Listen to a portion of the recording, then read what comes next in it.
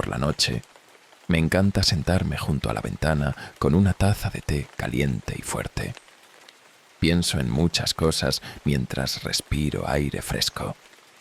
Estos pequeños placeres me llevaron a vivir la historia más extraña de mi vida cotidiana.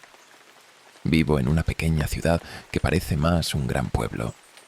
Mi casa está casi en las afueras, en un lugar que muchos prefieren evitar.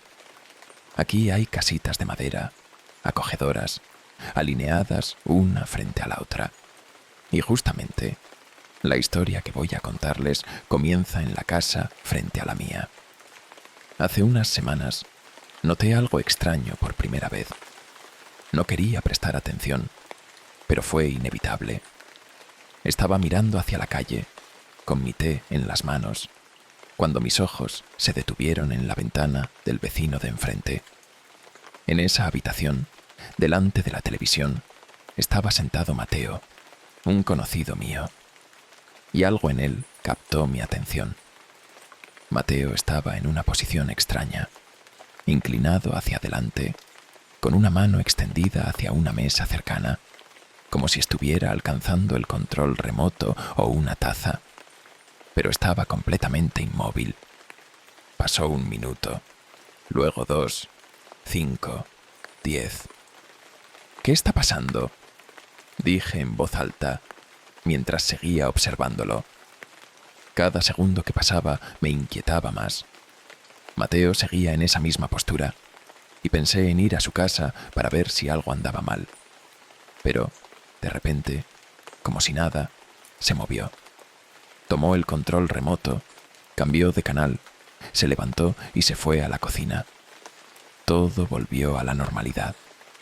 Esa noche no pude dejar de pensar en lo que había ocurrido. No encontraba explicación. Pero lo más inquietante fue que no se trató de un evento aislado. Desde entonces, casi todas las noches veía algo similar. Mateo llegaba a casa, preparaba la cena, y luego, inexplicablemente, se quedaba inmóvil en posiciones extrañas durante unos 20 minutos. Luego, como si nada hubiera sucedido, continuaba con sus actividades. La curiosidad empezó a invadirme. Un día decidí comprar unos binoculares. No era caro, pero sí suficiente para observar más de cerca. Esa misma noche, me senté nuevamente frente a la ventana, té en mano, y empecé a observar. Lo que descubrí me dejó helado. No solo Mateo tenía esos episodios de inmovilidad. Lo mismo sucedía con las demás casas en la calle, una tras otra, cada noche, aunque a diferentes horas. ¿Qué demonios está pasando aquí?, me preguntaba. Una tarde, mientras coincidimos en una tienda, decidí hablar con Mateo para investigar un poco más. Le pregunté casualmente cómo había estado. Después del trabajo, cené y me acosté temprano. Me siento algo mal. Creo que me está empezando a doler todo el cuerpo, respondió. Recordando cómo había estado parado en la entrada de su casa, inmóvil por casi 1 hora, le pregunté si había visto el partido de nuestro equipo anoche. Me miró confundido y dijo que no, que llegó tarde a casa porque había tráfico. Pero yo sabía que no era cierto. Lo vi entrar a su casa a las 6:30, a tiempo para ver el partido. Entonces, ¿por qué no lo recordaba? ¿Qué estaba sucediendo? Desde ese momento, decidí investigar más. Empecé a hacerle preguntas sobre su día, sobre cosas extrañas que pudieran estar ocurriendo. Siempre me respondía lo mismo. Todo está bien, solo que nunca tengo tiempo para nada. Y entonces sucedió algo que me cambió para siempre. La noche del 30 de noviembre, me senté como siempre con los binoculares frente a la ventana, observando las casas al otro lado de la calle. Todo parecía normal. Los vecinos llegaban a casa, hacían sus tareas habituales y, como de costumbre, se quedaban inmóviles. No todos al mismo tiempo, pero sí uno tras otro, durante unos 20 minutos. Estaba observando a Mateo, seguía inmóvil en la entrada de su casa, con la mano extendida hacia el perchero, cuando de repente algo oscuro pasó rápidamente frente a la ventana. Era algo grande, oscuro y veloz, con la forma de una persona muy encorvada. Su piel era negra y rugosa, y tenía mechones de pelo largo y negro. Pasó corriendo por la ventana de Mateo. Se detuvo frente a él, lo miró, y luego desapareció hacia algún lugar fuera de mi vista. Y entonces, de repente, salté del susto. Esa cosa había vuelto, y ahora me estaba mirando directamente a mí. Su rostro, negro y gris, lleno de bultos, sin orejas ni nariz, me observaba con unos ojos brillantes que parecían atravesar la oscuridad. Rápidamente cerré las cortinas. Mi corazón latía descontroladamente. Me habían visto. Aquello, lo que nunca esperaba encontrar, me había visto. Me quedé sentado, escuchando cada ruido, cada crujido, completamente paralizado. Y entonces escuché un golpe fuerte en la puerta. Me giré hacia la ventana. Miré hacia la casa de Mateo. Todo parecía normal. Él seguía con su vida como si nada hubiera pasado. Pero ahora, la amenaza estaba en mi puerta. Lo que ocurrió después es un recuerdo borroso. La débil puerta de madera se abrió de golpe, y en el umbral apareció una figura baja y encorvada, claramente no humana. Su piel, negra y rugosa, con mechones de pelo largo, brillaba a la luz tenue de mi casa. Sus ojos, luminosos, me miraron fijamente mientras gruñía suavemente. Y entonces corrió hacia mí. Cuando recuperé la conciencia, estaba de pie con el teléfono en la mano. Me dolía la cabeza y me sentía inestable. Miré alrededor y vi la puerta rota. El horror me invadió al mirar el reloj. 20 minutos de mi vida habían desaparecido como si fueran un instante. No recordaba nada de lo que había pasado. Esa noche, empaqué mis cosas y me fui de mi casa. Mientras conducía, llamé a Mateo y le conté todo lo que había sucedido. Él simplemente se rió y colgó. Tenía derecho a no creerme. Había escuchado historias similares antes, de personas que decían que, al abandonar un lugar maldito, todo volvía a la normalidad. Confié en esa esperanza, pero no siempre las esperanzas se cumplen. Ahora, cada noche para mí pasa en un abrir y cerrar de ojos. No importa cuántas veces me mude o cuánto dinero gaste en buscar un lugar seguro, siempre es en vano. Cada vez que llego a casa, enciendo un dictáfono que graba todo lo que sucede.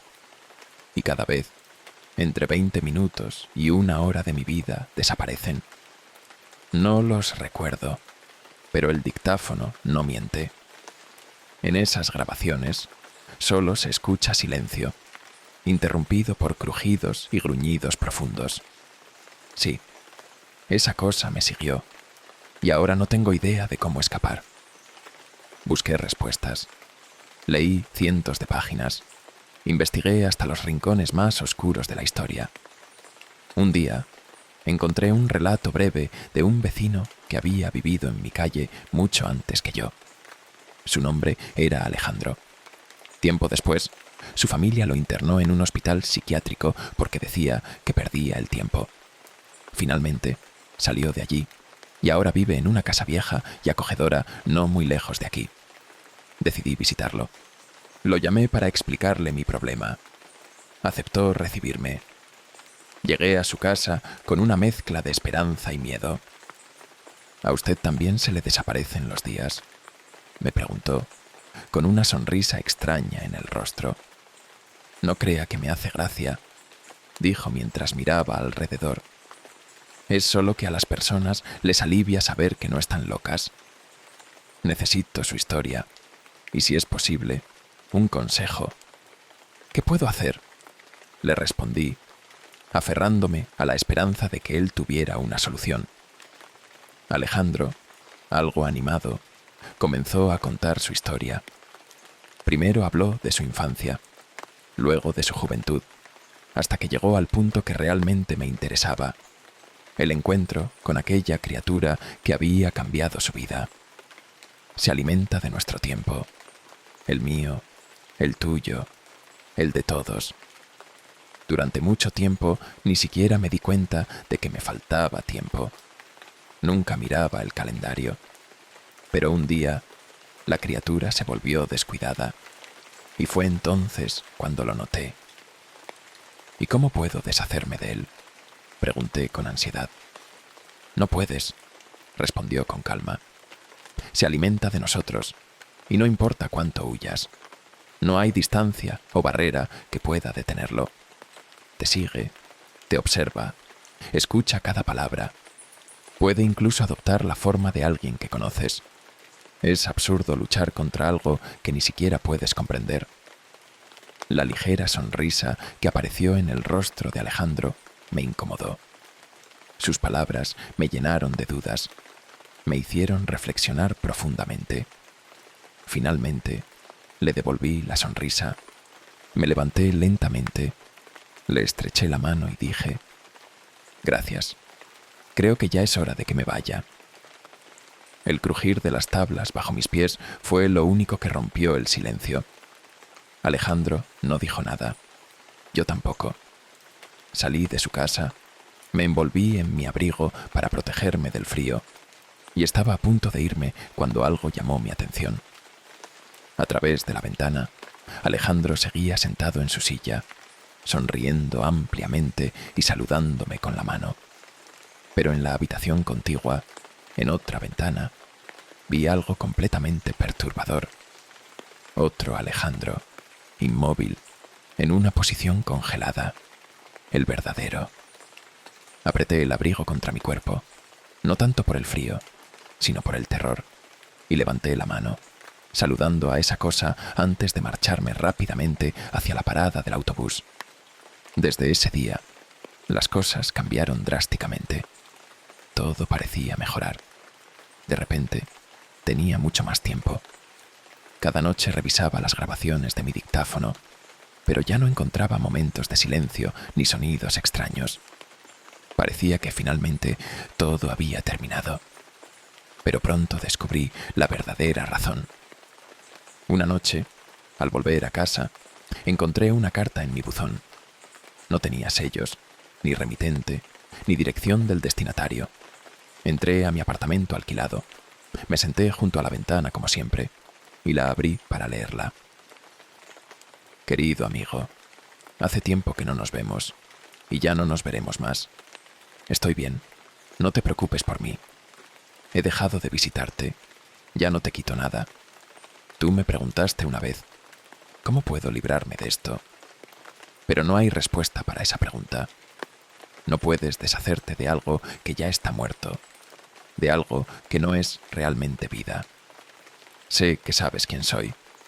Sé que en tu búsqueda llegaste demasiado lejos. Tu deseo de conservar tu tiempo es admirable. Por eso tengo dos noticias para ti. La primera es un pequeño secreto. Desde tu infancia, tú, tus padres, tus vecinos y todos los demás me han dado parte de su tiempo. Nadie lo nota, porque nadie presta atención al tiempo que desaparece. Tú tampoco lo notaste, hasta que comenzaste a usar un dictáfono. Podría haberlo destruido o borrado las grabaciones, pero tenía curiosidad por ver qué harías después. La segunda es un pequeño regalo. Tu perseverancia y tu deseo de controlar tu tiempo me sorprendieron. Es hermoso cuando alguien realmente valora lo único que tiene, su tiempo. Felicidades, has recuperado tu tiempo por completo. Úsalo como creas conveniente. No te molestaré más. Pero dime, ¿en qué lo gastarás? Ahora, todo está en tus manos. Con respeto, Alejandro. La carta cayó de mis manos.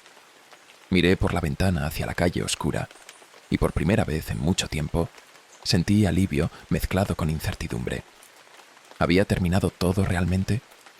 ¿O este regalo tenía un precio oculto? La respuesta estaba en mí. y ahora solo quedaba decidir cómo usar ese tiempo, que finalmente era solo mío.